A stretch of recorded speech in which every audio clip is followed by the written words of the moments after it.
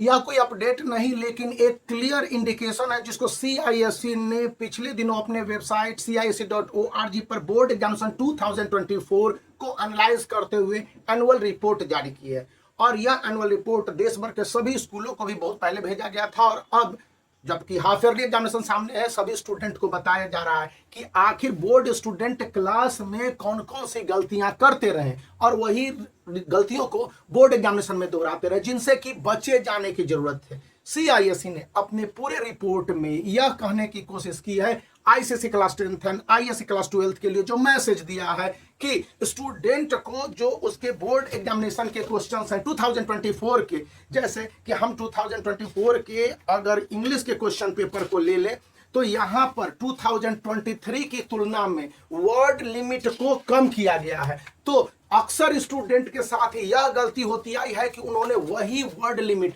यानी कि as it is लंबे आंसर को इंग्लिश, हिंदी और जितने भी लैंग्वेज पेपर जैसे संस्कृत है, उड़िया है, तमिल है, तेलुगु में करने की कोशिश की है। तो ये वर्ड लिमिट को कंसाइज करने की बात सीआईएससी करता है, खास करके 20 मार्क्स वाले क्वेश्चन में जिस तरह से वर्ड लिमिट, पैसेज, पंक्चुएशन और फ्लुएंसी को ध्यान में रखा जाता है। इन बातों को अगर स्टूडेंट ध्यान में रखते हैं तो 2025 के बोर्ड एग्जामिनेशन उनके लिए द बेस्ट होने जा रहे हैं। यहां पर यह तो लैंग्वेज सेक्शन की बात हो गई। लिटरेचर सेक्शन में यह बताया गया है स्टूडेंट से कि अगर स्टूडेंट ने इसमें जो भी ध्यान दिया होगा और उस हिसाब से वर्क किए होंगे, लिटरेचर सेक्शन को नया किया गया है, बुक नए है और इस बार कंप्लीटली नए बुक को इंट्रोड्यूस किए जाने के बाद से जो इंग्लिश पेपर 2 है काफी हद तक 2018 और 17 के पैरेलल कर दिया गया, यानी वर्ड लिमिट को और कंसाइज किया जाता रहा है। तो ऐसे में स्टूडेंट के पास यह चारा है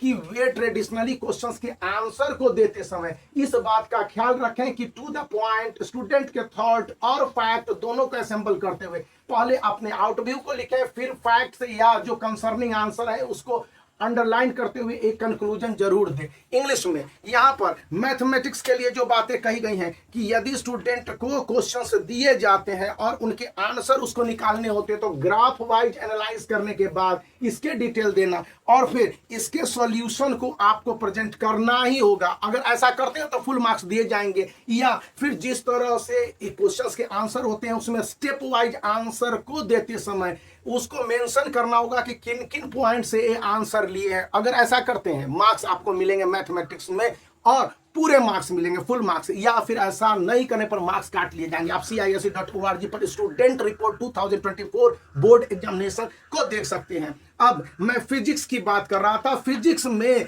जिस तरह से क्वेश्चंस के आंसर को काफी हद तक मल्टी डाइवर्ज किया गया है और उसको 80 मार्क्स में इस तरह से एसिमिलेट किया गया है कि इसमें अक्सर स्टूडेंट कंफ्यूज कर जाते हैं। हालांकि 2024 का जो फिजिक्स का पेपर था डिफिकल्ट नहीं था, लेकिन ऑब्जेक्टिव टाइप वाले लेंदी थे, ऐसा माना अधिकतर स्टूडेंट बोर्ड एग्जामिनेशन को देते समय। तो यहां पर यह कहा गया है कि इनके जो वन लाइनर आंसर है उसको वन लाइन में दे, जिसके आंसर के साथ फिगर रिक्वायरमेंट है उसको भी दे, और जहां पर एक्सप्लेनेशन के साथ साथ स्टूडेंट के थॉट और उसको न्यूमेरिकल्स में भी मेंशन करना है उसको भी मेंशन करें। अगर ऐसा करते हैं तभी स्टूडेंट को मार्क्स पूरे मिलेंगे। तो ये जो रिपोर्ट एनुअल है सीआईएससी ने इस बार दी, तो मैंने आपको 3 पेपर इंग्लिश 1, इंग्लिश 2, मैथमेटिक्स और फिजिक्स, ये 4 पेपर को मैंने आपके साथ डील किया। नेक्स्ट वीडियो में आपके रिमेनिंग पेपर को डिस्कस करूंगा और बताऊंगा पॉइंट वाइज कि सीआईएससी ने कौन से थॉट और आइडियाज दिए। इसी बीच ये कंसेप्ट के लिए मैंने कोलैबोरेशन किया है ओसवाल पब्लिकेशंस का जो 10 ईयर्स सॉल्व है, और इसका लिंक इस वीडियो के डिस्क्रिप्शन में है। आईएससी के लिए कंप्लीट प्रत्येक सब्जेक्ट के सेपरेट इस तरह के वीडियो आ रहे हैं, तो आप इस वीडियो चैनल को सब्सक्राइब कर लीजिए, वीडियो को लाइक कीजिए, और एक बार फिर कहूंगा कि आप इन बातों को सीआईएससी की ऑफिशियल वेबसाइट पर जाकर CISE.org चेक जरूर कीजिए।